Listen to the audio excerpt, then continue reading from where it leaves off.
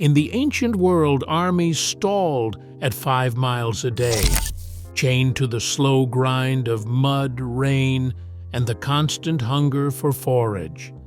Rome faced that same deadlock until 312 BCE, when a radical plan transformed stone and survey into military power. Rome's road network wasn't just infrastructure, it was a weapon, changing how wars were won.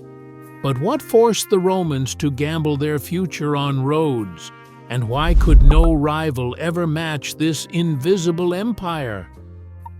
Every year, as winter faded and the roads dried, commanders counted the weeks until autumn rains would trap their armies in mud once again. Campaigns in the ancient world ran on a tight seasonal leash, 3 to 6 months at best. The pace was relentless but slow, 5, maybe 10 miles a day if the terrain cooperated. Everything depended on the land. Armies marched with their food, but the wagons groaned under the weight. A single legion of 5,000 men needed 2.5 tons of grain every day, plus wine, oil, and meat. Horses and mules devoured even more, stripping fields bare in days. When forage ran out, progress stalled. Rain turned tracks into swamps. Wagons sank axle-deep, and supply lines snapped. Commanders gambled every move against the weather. If the skies opened, an entire force could be stranded, cut off from home, or forced to scatter in search of food. Local roads, when they existed, were narrow, rutted, and easily blocked by bandits or floods. Each mile forward increased the risk that hunger or exhaustion would do what the enemy could not. With every campaign, the limits of movement and supply pressed tighter. The cost of failure was not just defeat in battle, but starvation, disease, and collapse before the enemy even appeared. In 312 BCE, the Roman Senate faced a crossroads. The city's armies had been trapped and humbled in the southern hills, their movements stifled by impassable tracks and endless mud. Amid this crisis, Appius Claudius Caecus, newly appointed as censor, took a step no Roman official had dared before. He ordered the construction of a permanent stone road from Rome to Capua. That corridor would later stretch to the far port of Brundisium. The Via Appia was not a patchwork fix or a seasonal improvement. It would be built at state expense, using public funds and legionary labor, cutting directly through the Pontine marshes and over difficult terrain. Appius faced fierce resistance in the Senate. Critics called the project extravagant, even reckless, questioning the use of public money and the seizure of land. Yet Appius pressed on, wielding his censorial authority to override objections and push the work forward. Inscriptions and ancient writers record his name at every milestone, a reminder of both his ambition and the road's political weight. The state backing turned an engineering program into a deliberate assertion of Roman priorities. The Via Appia was more than a road.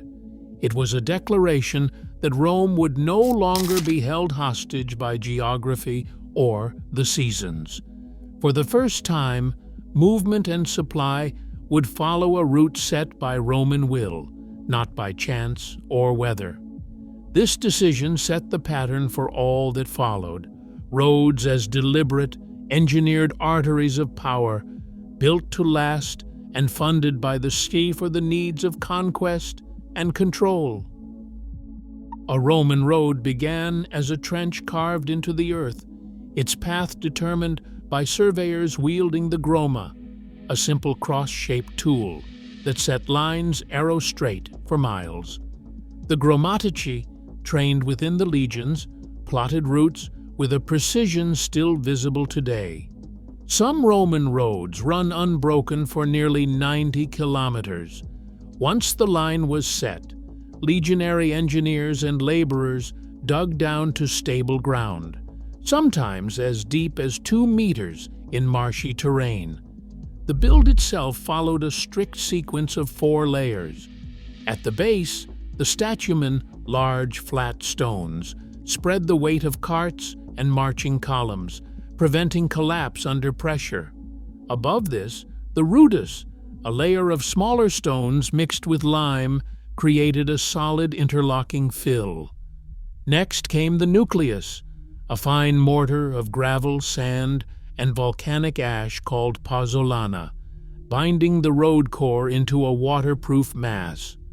The surface, the summum dorsum, was paved with tightly fitted blocks of basalt or limestone, crowned at the center. This camber, rising by as much as 20 centimeters, sent rainwater running into ditches on either side, ensuring the road stayed usable after storms that would mire lesser tracks. Archaeological digs near Capua have exposed these layers still locked in place after 2,000 years. Wheel ruts and miliaria, the stone milestones, offer silent testimony to the system's regularity.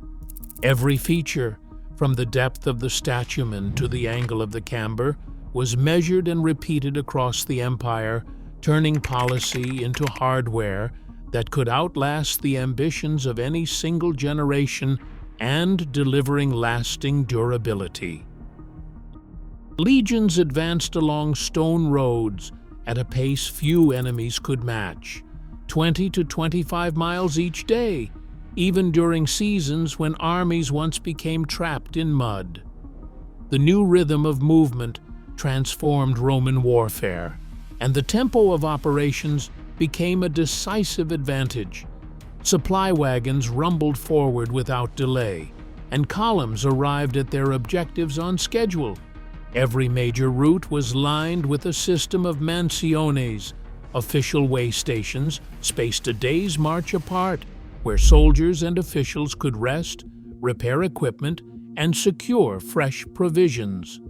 This system of way stations created predictability and endurance, and reinforced the logistical reach of Roman units.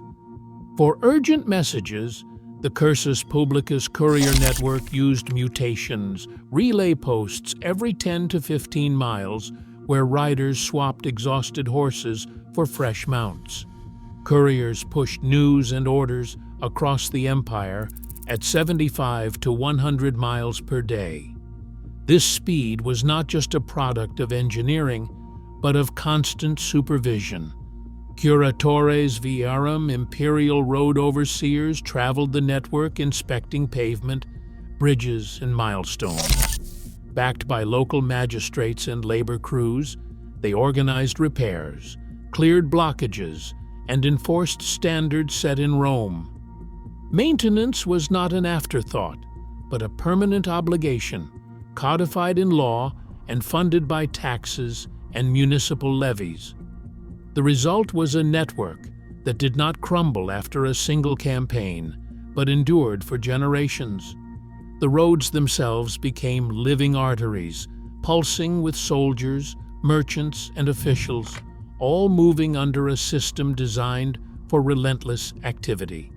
This operational edge, predictable movement, rapid communication, and sustainable upkeep gave Roman commanders a reach and a lasting pace that reshaped the map of the ancient world. Stone roads did more than move armies. They shaped daily life and order across the provinces. Along every major route, veteran colonies stood as anchors of Roman presence. Retired legionaries received farmland at these outposts, their homes lining the roads from the Bay of Naples to the valleys of Gaul. These settlements did not just reward service, they established reliable pockets of Roman culture, law, and language deep within conquered lands. Markets flourished along these corridors, drawing in local farmers and merchants eager to tap into the steady flow of goods and news. Forts placed at intervals, matching a day's march, guarded the roads and watched over the countryside, their garrisons able to respond quickly to any sign of unrest. Archaeological surveys reveal a pattern. From Beneventum to Aosta, colonies and forts cluster at regular distances, forming a chain of security and commerce. The roads themselves became visible, proof of Roman rule, stone, order, and opportunity, stretching mile after mile into the horizon. For many, the presence of a road meant more than the threat of a legion. It promised stability, access to distant markets, and the subtle pressure to adopt Roman ways. No power in the ancient world developed a system to match Rome's. The difference was not merely good roads, it was an integrated approach to movement and control. Carthage, for all its wealth, funneled resources into fleets and mercenary armies, not stone roads. Punic coin hoards and ancient ledgers point to investments in shipyards and harbor defenses, while the countryside beyond the coast stayed a patchwork of rough tracks. Even Hannibal's legendary march across the Alps depended on temporary paths and local guides, not a permanent network. In the east, Hellenistic kingdoms such as the Seleucids and the Ptolemies faced political fragmentation.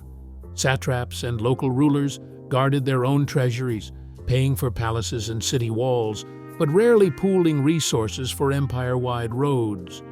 Papyri from Egypt and fiscal records from Syria show taxes spent on grain fleets and garrisons, not on layered roadways that could move armies year-round. Among Celtic and Germanic peoples, tribal organization made large-scale planning practically impossible. Without central taxation or standing armies, tracks vanished with the rains, and supply trains broke down in mud. Seasonal and local constraints shaped movement rather than durable logistics. Roman legions, by contrast, marched on roads paid for by the state, maintained by law, and built for the needs of a continent-spanning army. Roads were planned as part of a wider system that included way stations, supply depots, and legal rules for upkeep. Engineering was only one component. Funding and enforcement were equally essential. The gap was not just in engineering, but in the very ability to plan, fund, and enforce a network that reached from the Alps to Africa. That combination turned routes into reliable arteries for troops, wagons, and information across seasons and terrain. Rome's rivals remained limited by geography and season, while Roman roads turned movement and supply into tools of lasting dominance. Even now, nations rise or falter on what they build beneath their feet. Roman roads outlasted the empire by centuries, proving that power endures not through force, but through the systems we lay down.